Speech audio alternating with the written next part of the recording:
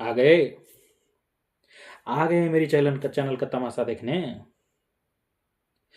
इस चैनल पे अब आ ही गए हो तो अब मुझे सूली पर लटकाने से पहले या मुझ पे ढेर सारी भद्दी भद्दी कमेंट्स में गालियां देने से पहले पहले ये पूरी बात मेरे ध्यान से सुन लो और फिर डिसाइड करना कि क्या करना है। ठीक है, तो चलो स्टार्ट करते हैं इस सेगमेंट को। इससे पहले कि मैं आज ये अपनी बात रखना शुरू करूं, आपको अच्छे से पता होना चाहिए कि पीबीडब्ल्यू यानी स्यूडो भीम वॉरियर्स आखिर हैं कौन। स्यूडो भीम वॉरियर्स वो हैं भाई जो इस चैनल का नाम भी पड़ा है इसी से, कि वो लोग जो डॉक्टर भीमराव अंबेडकर को थोड़ा सा भी समझने का प्रयास नहीं किए, उनके विचारों को, और जय भीम का नारा का उद्घोष करते गए। और इस आज के टॉपिक को हमने जय श्री राम वर्सेस जय भीम क्यों रखा है, इसके पीछे का तर्क समझिए भाई साहब। ये इस चैनल की पहली वीडियो होगी और इस पे मैं आपको ये सारे तर्क बताऊंगा जिसके पीछे ये चैनल का नाम भी पड़ा है, पीबीडब्ल्यू, स्यूडो भीम वॉरियर्स।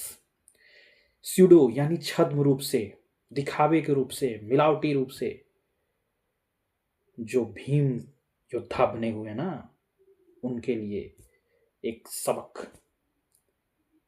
ये कि उन्हें सच में उनको योद्धा का टाइटल जो मिला हुआ है ना, उन्हें इस चीज को समझना होगा कि अगर वो सच में योद्धा हैं, भीम की बातों को मानने वालों में से हैं, तो उन्हें एटलीस्ट डॉक्टर भीमराव अंबेडकर के विचारों को समझना होगा, जानना होगा कि वो कभी नहीं चाहते थे कि पिछलग्गू बन के रहो, भेड़ बनकर रहो, भीड़ तंत्र का हिस्सा बन जाओ, वो कभी नहीं चाहते थे। और मैं स्वयं कहता हूं कि भेड़ और भीड़ मुझे बिल्कुल नहीं पसंद। भेड़ बनना और भीड़ का सिर्फ हिस्सा बन के रह जाना, अपनी कोई व्यक्तिगत विचारधारा न रखना, ये किस बात का जय भीम का उद्घोष है भाई। और जय श्री राम का नारा लगाने वालों से भी मैं यही अपेक्षा रखता हूं कि श्री राम के मर्यादा पुरुषोत्तम वाली छवि को अपनाने की जरूरत है। सिर्फ बोलने से नहीं होगा जय श्री राम साथियों। जय श्री राम तो अच्छी बात है, जय भीम भी अच्छी बात है, पर सिर्फ बोलने से नहीं, विरोधाभास के लिए नहीं, ये टकराव के लिए नहीं बना था। स्वयं अगर भगवान श्री राम भी देख रहे होंगे इस चीज को, वो भी सोचते होंगे क्या यार, किस प्रकार की छवि इन लोगों ने बना रखी है। एक तरफ से कट्टरता दिखाई जाती है जय श्री राम बोल के, तो दूसरी तरफ से कट्टरता दिखाई जाती है जय भीम का उद्घोष करके, और दोनों ही महान, मर्यादा पुरुषोत्तम वर्सेस महान विचारक भीमराव अंबेडकर जी, दोनों के ही खिलाफ आप जाते हो। दोनों तरफ से गलत हो रहा है, रोक दो इसे, अन्यथा ये भीम स्यूडो भीम वॉरियर्स का टैगलाइन, ये सीरीज यूं ही चलती रहेगी, चाहे तुम उसको गलत समझो, चाहे उस पर तुम कटाक्ष करो। जी हाँ, तो जय श्री राम और वर्सेस जय भीम का ये नारा जो बना हुआ है, इस पे मैं जो भी अपने विचार रख रहा हूं वो मेरे निज विचार हैं। ये किसी तरीके की किसी पार्टी या किसी तरीके के किसी के प्रोपेगेंडा के आधार पे नहीं है, ना किसी ने मुझे पेड किया है, मैं कोई पेड विचारक नहीं हूं। जो अपनी बात रख रहा हूं एक आम नागरिक के तौर पे, एक युवा के तौर पे। जरा सोचो यार, क्या चल रहा है और क्यों चल रहा है, इस पे सोचने के बजाय भीड़ का हिस्सा बन जाना है, भेड़ तंत्र को अपना लेना है। ये सिखाया था क्या डॉक्टर भीमराव अंबेडकर साहब ने?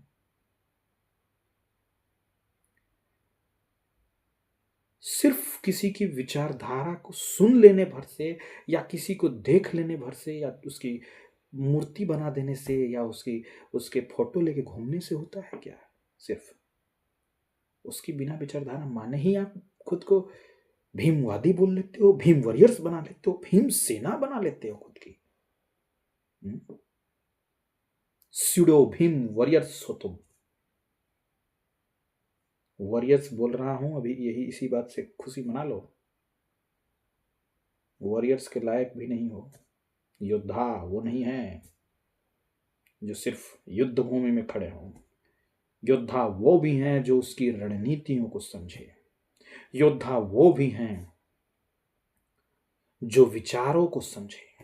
विचारों की लड़ाई चल रही है, ये वैचारिक लड़ाई होनी चाहिए। मतभेद होना चाहिए, मन भेद नहीं। सब भारतीय ही हैं भाई, चाहे वो जय श्री राम कर रहे हों, फिर चाहे वो जय भीम कर रहे हों उद्घोष, दोनों तो भारतीय ही हैं। फिर क्यों लड़ाई हो रही है? फिर क्यों ये चल रहा है? कमेंटबाजी में देखता हूं चारों तरफ भरा पड़ा है भाई। जहां जाओ, गीत संगीत वाले किसी यूट्यूब के शॉर्ट्स पे जाओ या कहीं पे भी जाओ, मन मर्जी चल रही है भाई। कॉन्टेक्स्ट कुछ भी हो, बट बोलना अपने ही वाला है। भेड़ वाला हिस्सा बन के रहना है, जीना है। अगर आप कोई पेड सपोर्टर्स हैं, आईटी सेल्स हैं, तो मैं नहीं कहता आप अपनी ड्यूटी बजाओ, करो अपना ड्यूटी। पर अगर आप आम नागरिक हैं, मेरी तरह एक आम युवा हैं, और फिर भी आप एक भीड़ का हिस्सा बन के रहना चाहते हैं सिर्फ, तो नहीं चलेगा। तो वैचारिक क्रांति लानी होगी, और क्रांति की शुरुआत अगर कहीं से हो सकती थी तो इसी सोशल मीडिया के बदौलत हो सकती थी, और अब ये होके रहेगी। हमें अपनी वैचारिक क्रांति लानी होगी। हमें समझना होगा कि वास्तव में डॉक्टर भीमराव अंबेडकर अपने नाम की तूती बुलवाने के लिए नहीं, अपने नाम का गुंजायमान करवाने के लिए नहीं, विचारों की लड़ाई चाहते थे। वो वैचारिक सद्भावना चाहते थे वो। और इतने बड़े विचारक को आपने अपने फायदे के लिए यूज कर लिया। आर्मी बनाओगे, सेना बनाओगे, वो भी किस बात की? मूर्खों की सेना बनाओगे, बिना उनको समझे, बिना उनके विचार को समझे। हैं? एक एक उस शख्स को बोल रहा हूं जो इस भीड़ तंत्र का हिस्सा बन के रह गया है। सिर्फ जय भीम कहने से नहीं होगा दोस्त, समझना होगा भीम क्या चाहते थे। समझे?